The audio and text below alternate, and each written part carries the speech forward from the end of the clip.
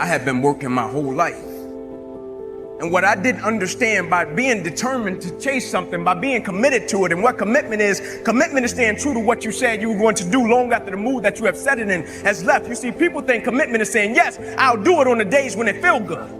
But I have been committed to everything that I ever started in my life, and I never stopped and I never quit it. And so by being committed to everything that I started, I finished it. It built a certain type of spirit. It built a certain type of mentality. It built a certain type of individual. And so now I couldn't quit even if I wanted to. I couldn't lay in the bed even if I wanted to. I couldn't stop even if I wanted to. I had too much sweat equity in my life and everything that I was doing. I understood the process is more important than the product. It wasn't about the outcome for me. Whether I made it to the NFL or not, that was inconsequential in God's plan for my life. But I was going to fall in love with that process, because I understood by falling in love with that process, it was going to turn me into a machine.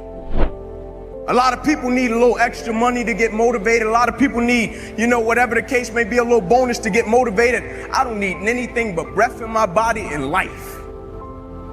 And every day I wake up, I understand I got 2 children depending on me. I understand I got a wife depending on me. I understand I got a world that needs me. The reason I go at life with the passion and the zeal that I go at it with is because I understand every day of my life is somebody in the world that is dependent on me. It may not be you. And if it's just about you, you're in trouble, because I'm telling you, you're going to hit something in life that's a lot tougher than you. And it's going to test your will and it's going to test your heart. And if it's just about you and if it's just about the product, it will crush you. Every day I get up, I understand it's somebody in the free world that's looking at me to see if I'm going to keep going. And so I can't quit. So never give up.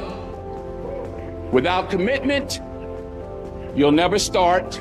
But more importantly, without consistency, you'll never finish. It's not easy. Hornsby, if it were easy, there'd be no Denzel Washington. So keep working, keep striving, never give up, fall down 7 times, get up 8. Ease is a greater threat to progress than hardship.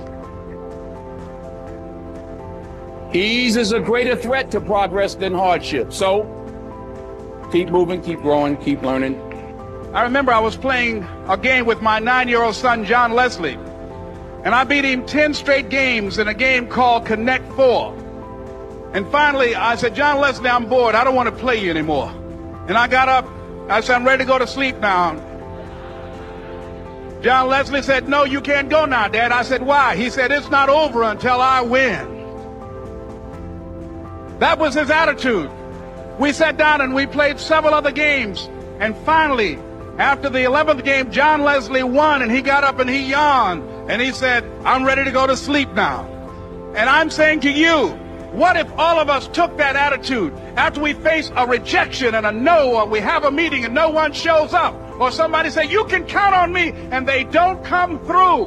What if we have that kind of attitude? The car's repossessed. Nobody believes in you. You've lost again and again and again. The lights are cut off, but you're still looking at your dream, reviewing it every day, and say to yourself, it's not over until I win. It's very important, as you hold on to that dream,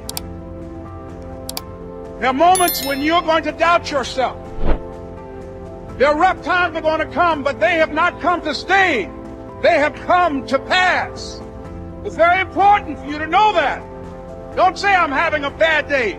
Say I'm having a character building day. You've experienced a lot of disappointment. Maybe you've already given up. And maybe you just need a little fire, a little encouragement to get back in the game again.